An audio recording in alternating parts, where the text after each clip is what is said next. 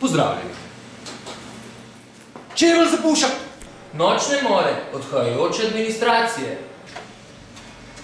Izrael je biksa. Opozorila šefa Mednarodnega denarnega sklada. Kazen delavcem, nagrada Wall Streetu. Iz ljubljanskega studia 142. Takle imamo. Pozdravljeni. Iraški novinar Muntadar al-Zaidija, ki je v predsednika Busha vrgal oba čevlja, dobiva v arabskem svetu in širši javnosti status heroja. Po mnenju običajnih ljudi je storil to, česar se arabski voditelji niso upali. Več kot 200 odvetnikov ga je pripravljeno braniti zastonj. Človekoljubna organizacija, ki jo vodi hčerka libijskega predsednika, mu je podelila medaljo za pogum. Iraške oblasti pa pozvala, da ga izpustijo. Preiskovalni sodnik ga je že zaslišal, vendar ne pred sodiščem, temveč v zaporniški celici.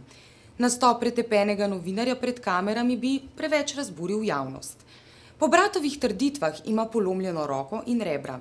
Medtem po večini iraških mest potekajo demonstracije v podporo novinarju in pozivu k njegovi izpustitvi.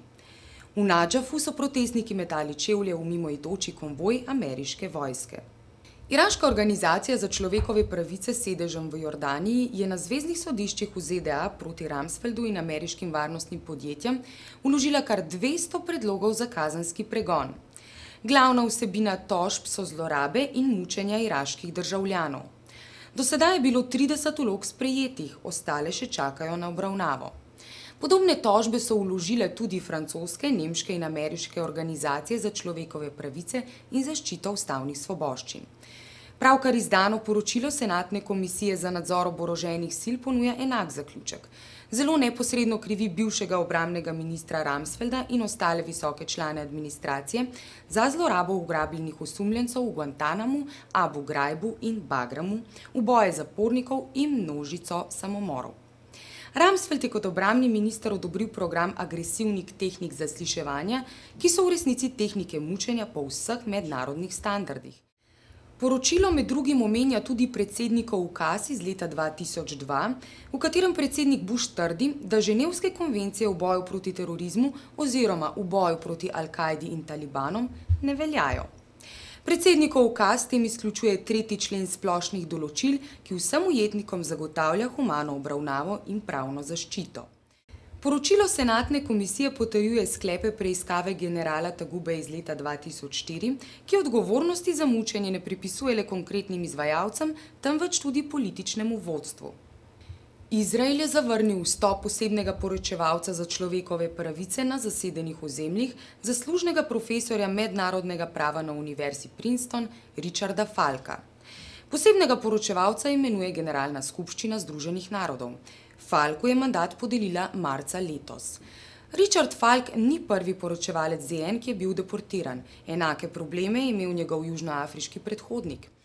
Izrael je Falkovemu imenovanju nasprotoval, saj ne bi bil preveč naklonjen Palestincem. Ker je židovskega rodu, so se izjav o antisemitizmu vzdržali. Najbolj jih je razjezil s trditvami, da izraelsko početje na zasedenih ozemljih spominja na delovanje nacistične Nemčije med drugo svetovno vojno. Zaradi blokade Gaze pa bi moral biti Izrael obravnavan pred mednarodnim kazenskim sodiščem v Hagu.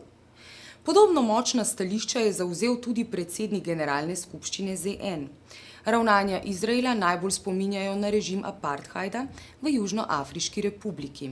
Izgon diplomata pa predstavlja prezir nad delovanjem Združenih narodov in zanikanje osnovnih človekovih pravic prebivalcem zasedenih ozemelj.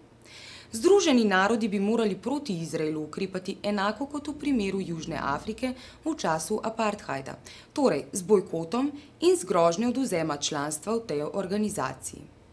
Strauss-Kahn, predsednik Mednarodnega denarnega sklada, je ob zaključku srečanja v Madridu na politične voditelje sveta in še posebej predstavnike držav evroobmočja naslovil strogo opozorilo.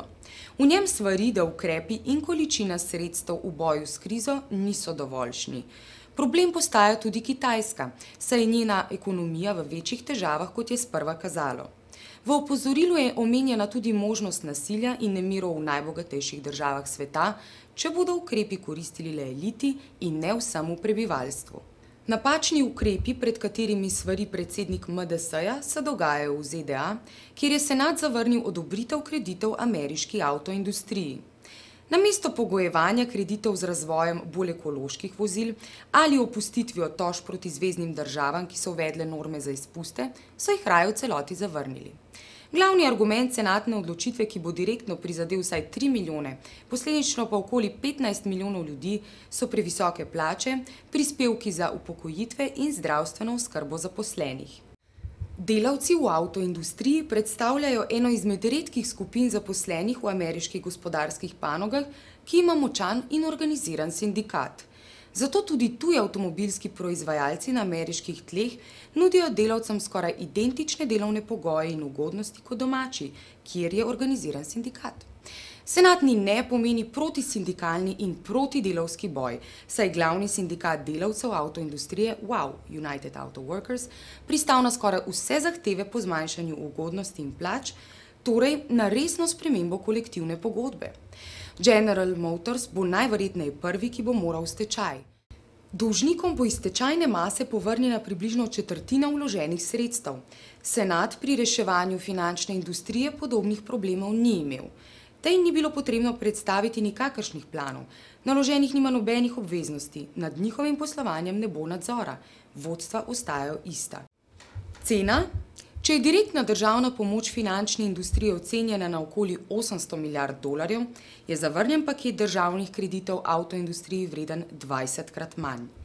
Iz ljubljanskega studia 142 takle imamo.